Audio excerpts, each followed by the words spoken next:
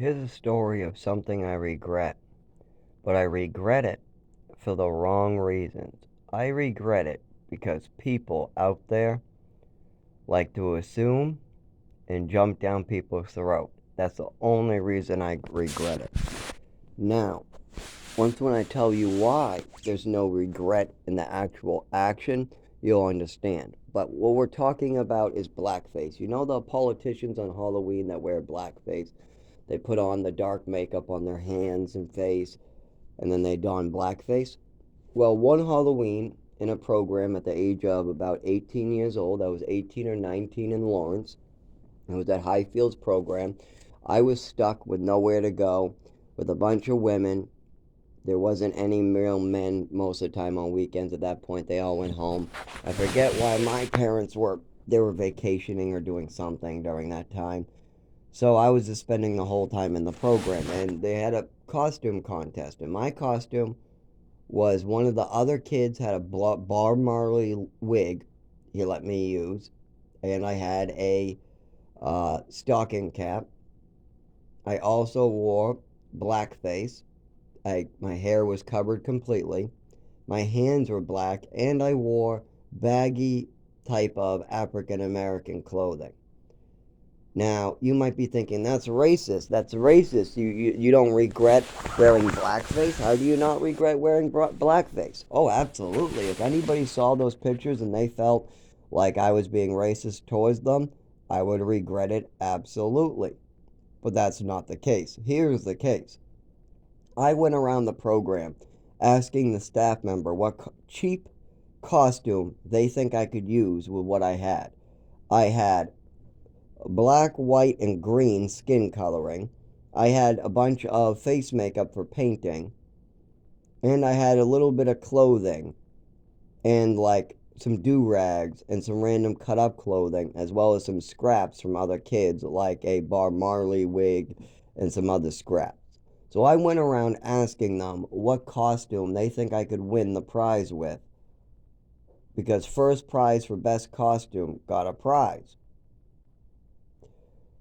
So I asked the staff member what they think. Well, the African American staff named Herb. He came from Africa. He said, "Why don't you just be a black man?" And I said, "Well, wouldn't you get mad? Isn't that blackface?" He goes, "No, those people, they're racist for saying that. You're just wearing makeup." He goes, "Back in Africa, we wear white makeup sometimes to look like a ghost. Do you think that we're racist for wearing white makeup?" And I thought about it for a second. I'm like, "Herb, in your countries they wear it's mud. We use white mud, and it makes us look like white people." I said, "Oh, I didn't know in your country people African Americans put white mud on themselves to look more white. I didn't know that." He goes, "Yeah." He goes, "If I tell you it's okay, then it's okay." He goes, "Do you see any other black people around here?" I go, "No." He goes, "Then go for it. If you think you're going to win first prize by being an African American, do it. We'll all laugh." He goes, "I think that'll be the funniest costume here." So I go, "Okay." So I have some of the girls as well as Herbert checked. They get to see me set up the costume.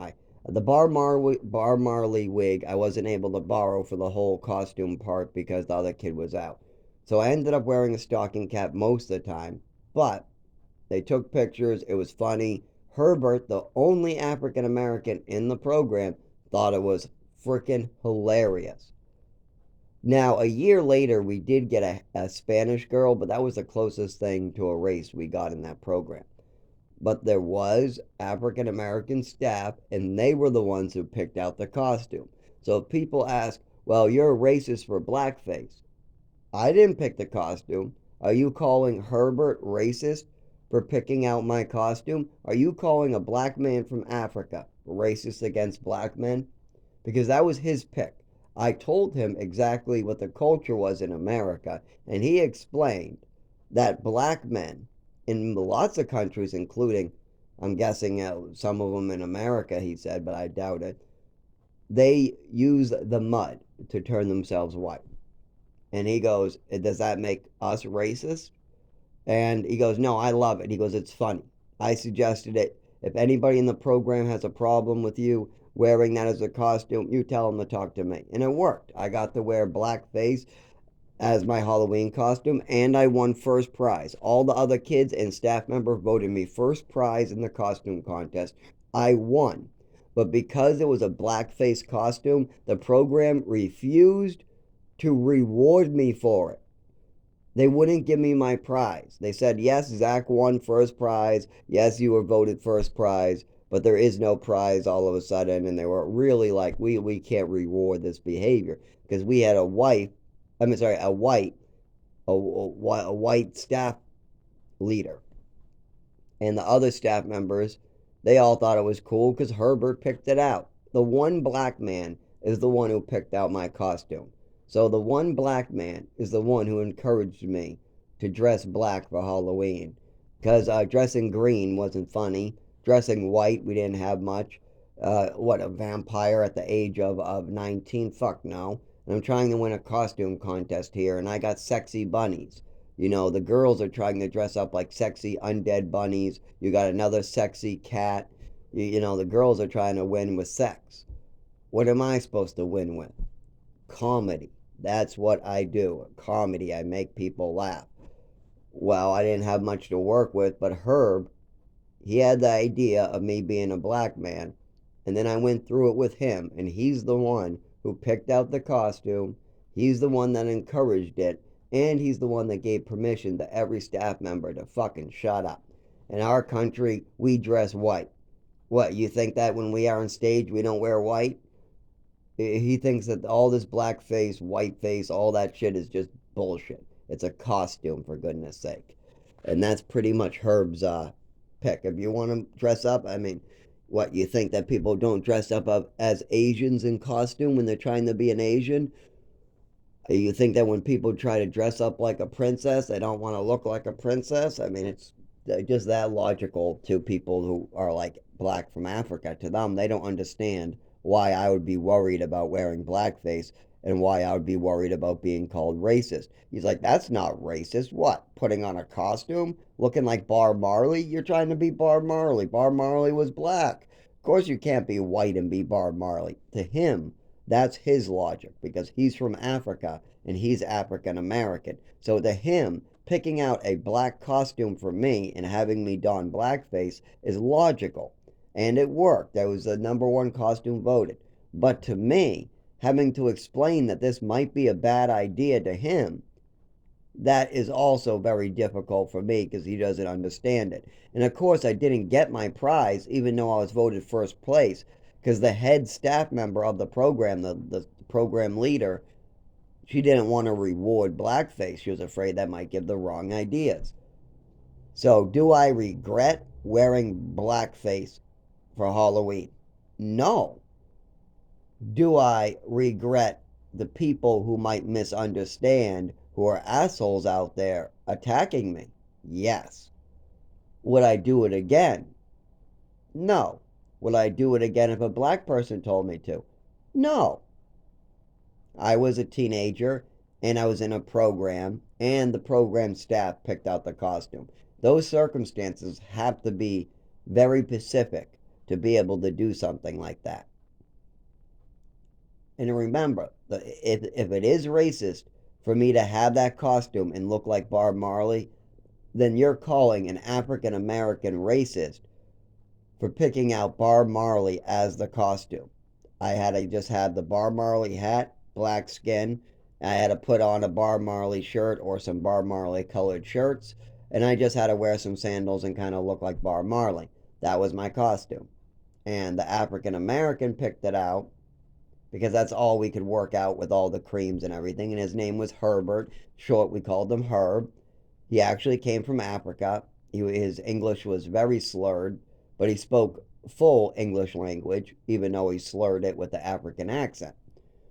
Good man. Herb was a good man. Some of the girls used to mess with him because he doesn't understand English slang, though. No English slang. He didn't understand why blackface is racist either. He says, you're dressing up at Bob Marley. Bob Marley's black. We don't want a white Bob Marley. So he kind of like understood that like it would be disgraceful to dress up as Bob Marley in white. Why would we not want you to imitate somebody that you like. I mean, if we dressed as, and just for him it's logical, but for me, I know that somebody is going to tear me to pieces for doing what this man said. And that's where I actually have regrets, that somebody's going to tear me to pieces for listening to an African American, not for being racist, but for not being racist, for working with that. I mean, it was his idea. I'm not being racist. I'm literally working with an African American on my costume. That's as not racist as it can get.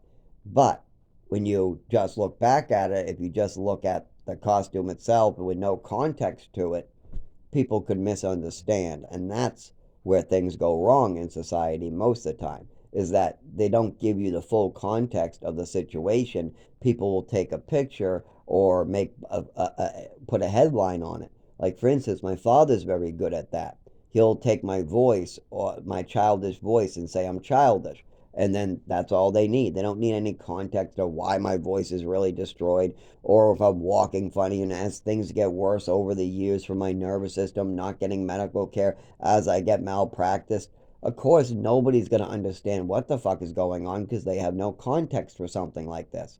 What's happening to me is not only illegal, it's pretty much unheard of. For adopted mother and father to be elderly, that's pretty much unheard of. For them to bring you out of state, that's pretty much unheard of. For you to have an overdose at age 7 and not get medical care, that's unheard of. For the teachers to be putting you through physical therapy, speech therapy, and the mother puts you in ballet and ignores the doctors and you at the doctor's office, that's almost unheard of. Then when you're in Texas, you start asking for help with the doctors and you get moved to New Mexico, that's almost unheard of. Then they sue New Mexico, that's almost unheard of. Then they move you to Maine instead of bringing you back to school in Texas just to buy and sell houses, and they homeschool you even though they're elderly and unable to. Again, unheard of. But then they move you again to Massachusetts, and they move you again and again and again, and more lies and druggings and slipped pills and over medication and lies to the doctors and manipulations and what they call mental abuse, where your mother tries to fuck with your brain and basically just takes her proverbial dick, or I said that wrong, but anyways, takes her hyperbole, fuck, that's another, takes her dick and fucks your brain to shit while you're only 7, 8 years old, 9 years old, 10 years old, 12 years old. She just keeps on fucking your brain on purpose by trying to say fucked up, confusing things, like when you're playing with action figures, coming over and trying to convince you that because you're playing with action figures and you're making the action figures do voices like, we gotta get the queen, okay, let's go, doo doo doo, oh no, we gotta go over the hill, get the hill. When you make voices on the action figures, that means you're schizophrenic and you need schizophrenic drugs, according to my mother. Now, if you're a child, that would fuck with your head. And most of the time, I would say, okay, take the drugs and then get sick. But in this kind of time, I knew my mother was full of shit. I said, I'm not hearing any voices. She goes, yes, you are. I said, no, I'm not. I'm playing with my action figures. There's only one voice in my head, and it's mine. But then my mother goes, no, you need schizophrenic pills. You need schizophrenic. And she did this on 3 separate occasions where she tried to fuck with my head and convince me I'm sick with that one disease, schizophrenia. But try to convince me I'm schizophrenic. But she did this with many other diseases. If I'm sad or tired, I must be depressed or bipolar. If I'm under the influence of drugs and they're causing me to be very, very drowsy and tired at school, and I'm sleeping in the morning, or I look cockeyed in the morning, it must be a mental illness. She had every single mental illness in the book, every single one, from bipolar to autism, to Asperger's, to ADHD, to schizophrenia, to anxiety disorder, to PTSD, to reading disorders, to her calling me a liar and a storyteller. All these are complete fantasies that my mother brought up. Like, for instance, I won a medal in the orphanage. That's it. They brought me to the YMCA. I treaded water, and they gave me a stupid little brass medal, and they wrote my last name on it and said, here you go, here, boosting your self-esteem. Don't let any other kid steal it. So I put it in my Lego box. Then I go in the foster care. My Legos are my foster, parents' house. I get adopted. So what do? I want to show my accomplishments to my new mother. So I take my medal when I'm playing in the Legos and I show it to my mother. Now, my mother takes my medal, steals it, yells at me, calls me a thief, says I'm no good, says it must belong to an African American. There's no pools at the orphanage. You're no good. You're a thief. You're lying. This is not your medal. Look at this. Your last name's on the back, so you must be doing this to get back at me. Yes, you're all out to get me. Yes, you're all out to get me, my mother says. Then she brings me 2 weeks later as I cry week after week at the doctor's office. She continues making up these stories. When I tell the doctor that that's my medal and it's making me sad that my mother has taken my medal away, she calls me a liar and says I make up fantasies at the doctor's office. Then she continues this every time she does something wrong. If my mother's drinking too much, I have fantasies. If she's crippled me, I have fantasies. If my mother's beating me with a ruler and I don't like it, I'm out to get her because I have attachment disorder. If I have a medal and I'm trying to show it to her, I'm a liar, I'm a thief. I make up stories at the doctor's and I have attachment disorder because I'm out to get her by writing my names on things. If I'm playing with my toys, I must like my toys better than her, so she has to throw them away. It's just crazy. My mother, if I say something that I shouldn't be saying, that means I should get extra Epicac as a punishment. This is the way my mother thought. And it's fucked up that my family still hurting me today at the doctors. Age 32, I'm still getting refused medical care. The doctors are still more confused than ever, but we know what's wrong. We know what was done with me. We know what to do about it, and I can live a normal life. But my family wants to hold on to hiding this from my doctors, from the state, and from Social Security, making it impossible for me to move forward because they still don't have the proper paperwork. And that only will get fixed when there's an attorney or honesty. If my family becomes honest and works with me after all I've sacrificed for my father, for my brother, for my nephew, if it wasn't for me, my nephew would most likely be a mess today. Oh my God, yeah. And the family dynamic would have been fucked up because there would be no lightning rod. Think of it. Think of a DUI in the family.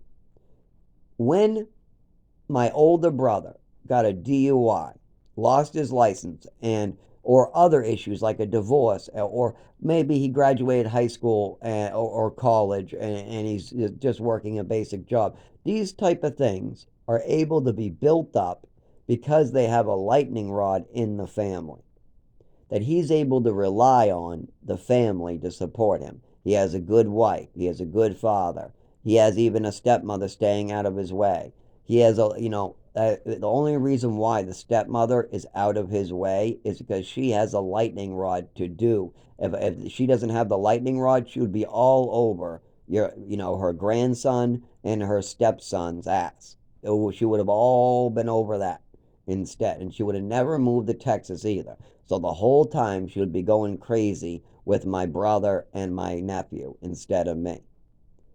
And that's not safe for either of them. I know that because it wasn't safe for me. And it has nothing, she was acting crazy from day one I met her. No 5-year-old, 6-year-old, or 7-year-old is like, give me drugs and cripple me. Yes, I want to be crippled. Yes, I want to lose and go blind. I want to be in the middle of watching Batman Mr. Freeze and lose my sight completely and then wake up with my nervous system changed and then have teachers calling me in the hallway asking me why I can't write my name anymore and why I'm walking differently and why my speech has changed and and then I say I don't know, so they can't figure it out, so the teachers have nothing to go on, but the mother's not telling the teachers any of the information about how I went blind that night. Even though she called for help, she refused to bring me to the emergency room when they said to bring me to the emergency room. She's ignoring this, and she's not telling the doctor the following day. She's keeping it a secret that this has happened. So not that. And then when I talk about it at the doctor's, she's like all scared looking because she hasn't told the doctors about this. So the doctor's scared about the reports he's hearing. My mother calls it an allergy attack, says she doesn't know what meds cause the allergy attack, but they're the meds she gave her. Oh, they're just the meds he's on. Yeah, the meds that I gave him that you guys had me give him are the ones that cause this reaction, even though I'm still on those meds and they haven't caused a reaction since. So we know that's bullshit. So my mother's trying to hide what she did to me, and then we moved to Texas. Yeah. And I'm just supposed to what? Go without medical care for the rest of my life? I've gone to the doctors. The problem is the doctors are still listening to a dead woman's fantasy. And until the state, a lawyer, or honesty kicks in, that's the way it's going to be. If I go to the doctors today, there's a 90% chance they injure me, not help me. If I try to go to work today, there's a 100% chance they won't let me. If I try to get Social Security, there's 100% chance right now that they use my old file and that I have difficulty getting it all fixed. So Social Security's messed up. We got, if I try to use a shelter, it's messed up. If I try to go to work, it's messed up. And if I try to go to the doctor, they need the right information to unmess all this up. But that won't happen because my mother and father said that everything coming out of my mouth is a lie and they can't go by it. So whenever I try to tell the doctors about actual things going on with me, they don't listen. And that's been that way ever since my mother started trying to do this. They were listening and we were on the right track up to about age 8. By the time I was age 8, my mother started really cutting off anybody who started to go on the right track and started trying to get a mental illness that's fake built up that the family knew was fake. By the way, my brother and my sister and other relatives would come up to me and tell me I should stop taking the medication because my mother's full of shit and so is my father, and they're giving me medications I don't need. But I used to tell them, no, something is wrong and I want to get better. The problem is, there was something wrong with my physical health, but the druggings and all the meds and the pills my mother was slipping me that I wasn't prescribed and all those type of things, they did nothing to help my real illness because we weren't treating my real illness. Instead, we're treating me based on fantasies that my mother's making up. So I had no clue what was going on at that time all the way up to my 20s because I was being lied to by my father, my mother, and my mother was lying to doctors. So the doctor's information that they were giving me was no help every time I tried it. Actually, I got worse when I followed the doctor's orders for multiple years. That's because the doctors are following my mother's information, so the advice that my doctors are giving me get me hurt. But I don't know this, so I keep on doing what the doctors tell me, and I get worse and worse and worse, wondering why. And then people look at me like I'm crazy, going, why would a doctor tell you that? Because he's never spent any real time with me. He's only spent 15 minutes talking to me, and he has medical records, and that's most of the time this doctor spent. The doctors spend more time looking through the paperwork than they do speaking with the patient. But all my paperwork is based upon my mother's and father's reporting. And of course, them bringing me the doctors and getting things written down that they want put down for Social Security purposes because they want money from the state, and they get money from the state. It's best that I be mentally disabled. So not only do I have a real disability that's not being treated from in Westford, they're also making up mental illnesses at an alarming rate. Every week my mother has a new one. I mean, when I fell in Maine, it's autism, then it's the bipolar, then I'm ADHD, then I have depression, then I'm schizophrenic, and she always had a new one. Well, when you do that, you're really going to confuse the doctors to the point where if there's something is wrong with your son, they're not going to be able to help him. My mother was the woman who cried wolf, but instead of my mother getting eaten by the wolves, somebody else gets eaten by the wolves. My mother cried wolf, and then the wolf came in and ate the town. That's what it is. I'm the townsfolk that get eaten by the wolves because my mother cried wolf so many times to try to get money off the state as well as not get in trouble for her own actions. Like slipping drugs to a child to make him quiet, or slipping drugs to a child to make him sick so she could get her way on Halloween. Stuff like that. Slipping a child drugs is not prescribed that are prescription with side effects that could last the whole life. I'm talking about overdoses that destroy. We're talking about opiates, and we're talking about dangerous drugs. You don't realize my mother was a nuts old person. My father's 89 years old. And these are the people who adopted a child, and they continue to treat me like I'm not their child until they want something from me. Then they're my mother and father. When my mother and father want money, or if they want something from me, all of a sudden they're my mother and father. But the minute that I need something like health care, or I need them to listen to me, or if I need an education, all of a sudden, nope, we need to buy and sell houses and homeschool you because we're not, I'm not really, I told you in the beginning I'm not your father. But the minute he needs his lawn mowed, all of a sudden I'm his son and I need to learn lessons.